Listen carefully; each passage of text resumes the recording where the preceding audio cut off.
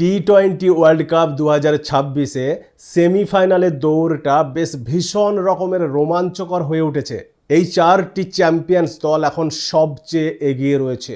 বিশ্বকাপের super 8 round প্রায় শেষের দিকে, আর এখন সবথেকে বড় প্রশ্ন হলো সেমিফাইনালের দৌড়ে কোন চারটি দল সবচেয়ে এগিয়ে রয়েছে এবং কোন চারটি দল যারা প্রায় বিদায়ের দৌড়গোড়ায় এসে দাঁড়িয়েছে। তাহলে আপনাদেরকে জানাই, দেখুন সবার আগে পয়েন্ট টেবিলটা দেখুন। এটা হচ্ছে গ্রুপ 2 এর পয়েন্ট টেবিল। গতকাল ইংল্যান্ড বনাম পাকিস্তান ম্যাচের পরে এখন এই মুহূর্তে ইংল্যান্ড নাম্বার 1-এ রয়েছে এবং নিউজিল্যান্ড 2 নম্বরে, পাকিস্তান 3 নম্বরে ও শ্রীলঙ্কা 4 নম্বর পজিশনে রয়েছে। এটা হচ্ছে গ্রুপ 2 এর পয়েন্ট টেবিল।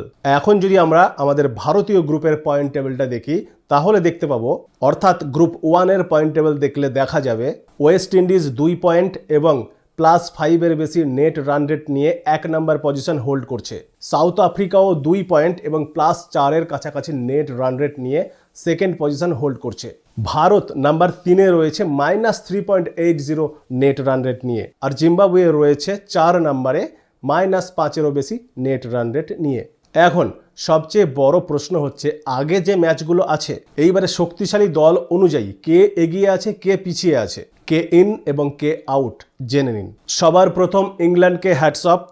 তারা গতকাল পাকিস্তানকে হারিয়ে এই বিশ্বকাপের প্রথম দল হিসাবে সেমিফাইনালে পৌঁছে গেছে। পরপর দুটো ম্যাচ জিতে তারা কার্যত সেমিফাইনালটাকে নিশ্চিত করে নিয়েছে। তার কারণ এই গ্রুপে, অর্থাৎ যে গ্রুপে ইংল্যান্ড আছে গ্রুপ 1 থেকে, বাকি ম্যাচগুলো যে যাই কম্বিনেশনে জিতুক না কেন, যত রানেই যত উইকেটে জিতুক না কেন, ইংল্যান্ডকে কেউ আর টপকাতে পারবে না। তাই পরিষ্কারভাবে ইংল্যান্ড কোয়ালিফাই করে গেছে। সেমিফাইনালে বাকি আর 3খানা দল, তার মধ্যে কারা কারা এগিয়ে আছে দেখুন 2 নম্বর দল হিসাবে সেমিফাইনালে জায়গা বানানোর দৌড়ে সবচেয়ে এগিয়ে আছে ওয়েস্ট ইন্ডিজ। ওয়েস্ট ইন্ডিজের এক ম্যাচে 2 পয়েন্ট এবং 5-এরও বেশি নেট রান রেট। ওয়েস্ট ইন্ডিজকে এখন সেমিফাইনালে পৌঁছাতে গেলে তাদের বাকি দুটো ম্যাচের মধ্যে একটা জিতলেই হবে। তবে চিন্তার কারণ, তাদের বাকি দুটো ম্যাচই কিন্তু কঠিন প্রতিদ্বন্দ্বীদের বিরুদ্ধে, সাউথ আফ্রিকা এবং ভারত। এখন যদি সাউথ আফ্রিকার কথা বলা হয় তাহলে তাদেরও এক ম্যাচে 2 পয়েন্ট এবং +3.80 নেট রান রেট, এবং ওয়েস্ট ইন্ডিজের মতো তাদেরও এখন 2খানা ম্যাচ বাকি আছে।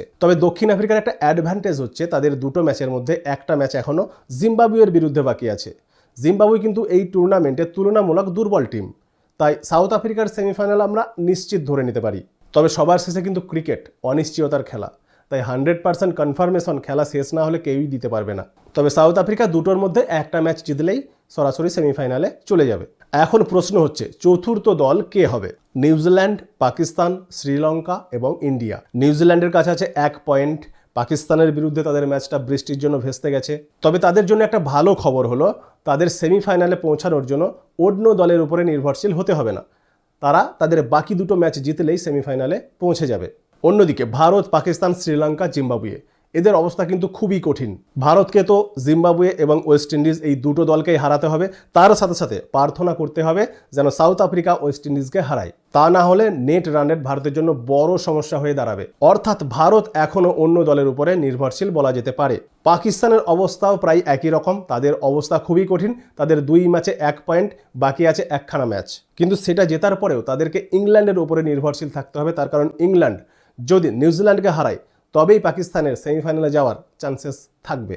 মোটের ওপরে পরিস্থিতি এখন এরকম দাঁড়াচ্ছে, ইংল্যান্ড কোয়ালিফাইড, সাউথ আফ্রিকা প্রায় কোয়ালিফাই করে নিয়েছে, ওয়েস্ট ইন্ডিজও প্রায় কোয়ালিফাইয়ের কাছাকাছি পৌঁছে গেছে। তবে ওয়েস্ট ইন্ডিজকে এখনও ভারতের বিরুদ্ধে ম্যাচ এবং সাউথ আফ্রিকার বিরুদ্ধে ম্যাচটা জিততে হবে, কিন্তু ভারতের তুলনায় ওয়েস্ট ইন্ডিজ অনেকটাই এগিয়ে আছে এবং চতুর্থ স্থানের জন্য লড়াই কিন্তু এখন জমজমাট হয়ে গেছে।